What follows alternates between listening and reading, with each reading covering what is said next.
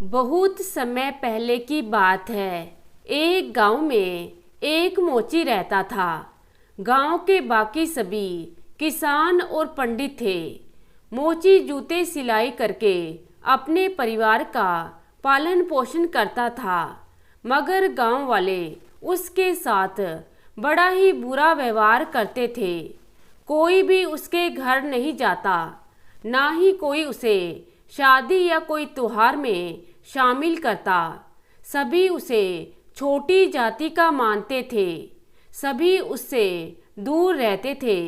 उसका घर गांव के बीच में था। गांव के सभी किसान और पंडित अपने गांव में एक मंदिर बनाने के बारे में सोच रहे थे, जिसके लिए अच्छी जगह की तलाश कर रहे थे। सभी गांव वालों ने मिलकर फैसला किया कि मोची का घर जिस जगह पर है वो जगह मंदिर बनाने के लिए अच्छी है।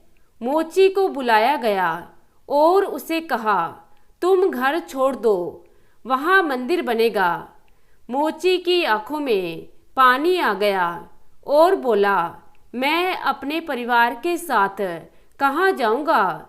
गांव वालों ने फैसला लिया कि गांव के बाहर पत्थरों से भरी जमीन है, जो गांव से काफ़ी ऊंची जगह होने के कारण खाली पड़ी है, वो जगह मोची को दे दी जाए। मजबूरन मोची को वहां अपने परिवार के साथ जाना पड़ा। मोची की आमदनी पर भी बहुत बुरा असर पड़ा। अपने परिवार को पालने के लिए उसे बहुत ही मेहनत करनी पड़ रही थी। फिर भी कई बार उसके परिवार को खाली पेट ही रहना पड़ता। मोची की पत्नी बहुत समझदार थी। उसने सोचा, ऐसा कितने दिनों तक चलेगा। मोची जब काम से जाता तो वह अपने दोनों बच्चों को लेकर घर के सामने जमीन से पत्थरों को चुनकर जमीन को साफ करने लगी। मोची के पूछने पर कि तुम यह क्या कर रही हो, तो वो बोली, इस जमीन पर हम फसल उगाएंगे, कुछ तो फसल होगी। ये बात सुनकर मोची को भी जब भी समय मिलता तो वो भी अपनी पत्नी और दोनों बच्चों को लेकर जमीन से पत्थर निकालने लगता। गांव वालों ने जब ये देखा, सभी उस पर हंसते कि इस जमीन पर कुछ नहीं होगा, तभी तो तुम्हें दिया गया है। मगर मोची और उसकी पत्नी रुके नहीं, रोज पत्थर निकालते गए। 8 महीने लगे उन्हें और जमीन से पत्थरों को निकाल दिया। फिर कुछ दिनों के बाद बारिश हुई। मोची ने उस जमीन पर धान और कई सारी फसलें उगाईं। कुछ ही दिनों के बाद फसलें बड़ी हो गईं। तब पानी की जरूरत पड़ी। ऊंची जगह होने के कारण पानी वहां पहुंचाना नामुमकिन था, मगर मोची ने हार नहीं मानी। जमीन के नीचे ही एक नाला बहता था। वो उस नाले से अपने कंधे पर पानी लाने लगा और फसलों को देने लगा। फसलें बहुत अच्छी हुई। अब मोची को खाने की कोई कमी नहीं थी। उन्होंने सोचा, साल भर खाने का अनाज रखकर बाकी को मंदिर में दे देंगे। ये सब भगवान ने ही तो हमें दिया है।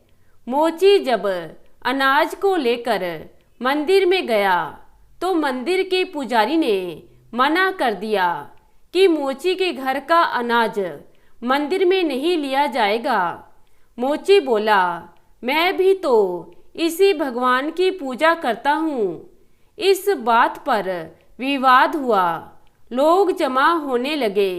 सभी की राय एक ही थी कि जब मोची को मंदिर में घुसने की अनुमति नहीं है, तो फिर मोची के घर का अनाज मंदिर में कैसे चढ़ेगा।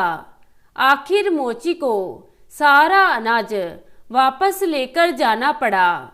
उसके कुछ महीनों के बाद जब बारिश का मौसम आया तो 2 दिन बारिश रुकी नहीं। तीसरे दिन की रात भी बारिश हो रही थी। एकदम से गांव में पानी की बाढ़ आ गई और सभी के घरों में पानी घुस गया। गांव वाले कुछ सोच ही नहीं सके। उनको अपने अपने घरों से निकलना पड़ा। हालांकि बारिश रुक गई मगर पानी और ज़्यादा आने लगा। सभी मोची के घर की तरफ जाने लगे क्योंकि गांव में सबसे ज़्यादा ऊंची जगह वही थी। रात को सभी गांव वाले मोची के खेत में आ गए और सुबह का इंतजार करने लगे। जब सुबह हुई तो गांव वालों ने देखा कि उनके घरों में पानी इतना था कि किसी को वहां जाने के लिए पानी में तैरकर जाना होगा। बस मोची के घर में ही अभी तक पानी नहीं घुसा था क्योंकि उसका घर गांव वालों के घर से ऊंची जगह पर था। मोची ने सभी के बैठने के लिए जितनी हो सकी जगह बना दी मगर कुछ पंडित और किसानों ने वहां बैठने से इनकार कर दिया। तभी कुछ लोग पानी में एक कश्ती में आए और उन्होंने कहा, गांव की सीमा में जो बांध है वो टूट गया है, इसलिए गांव पानी में डूब गया है। कोई भी पानी में ना जाए क्योंकि पानी के साथ कुछ मगरमच्छ भी बहकर आए हैं। पानी जब तक कम ना हो जाए कोई भी गांव की तरफ ना जाए। इतना कहकर वो चले गए। शाम होने वाली थी। किसी ने भी कुछ नहीं खाया था। तभी कुछ पंडित और किसानों ने सोचा कि गांव जाकर अपने घरों से कुछ अनाज ले आते हैं। ये सोचकर गांव की तरफ निकले। अभी पानी में उतरे ही थे कि उन्हें पानी में कुछ मगरमच्छ दिख गए।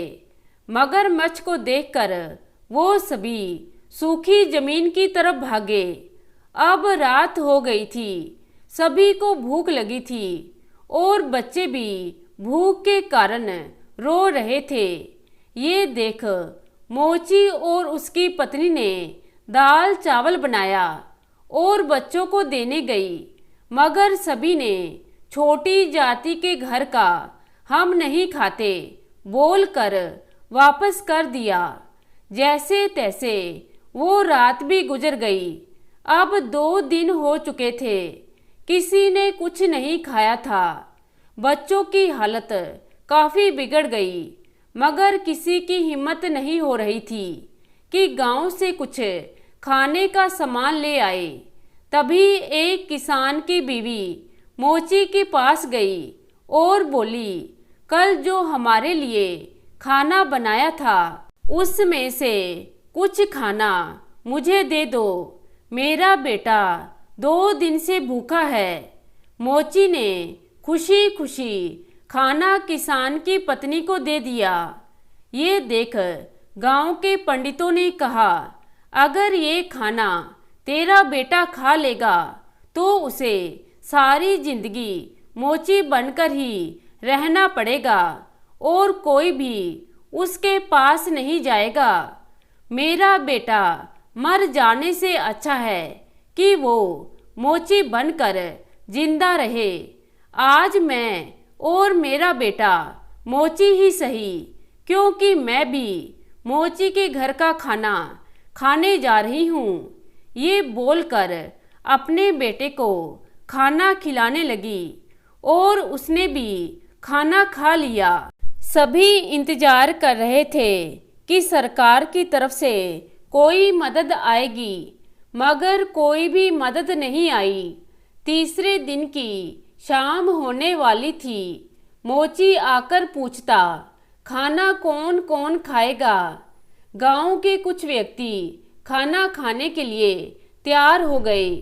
ये देख कुछ पंडित और किसान विवाद करने लगे कि छोटी जाति का जो अनाज खाएगा उसकी जाति छोटी हो जाएगी।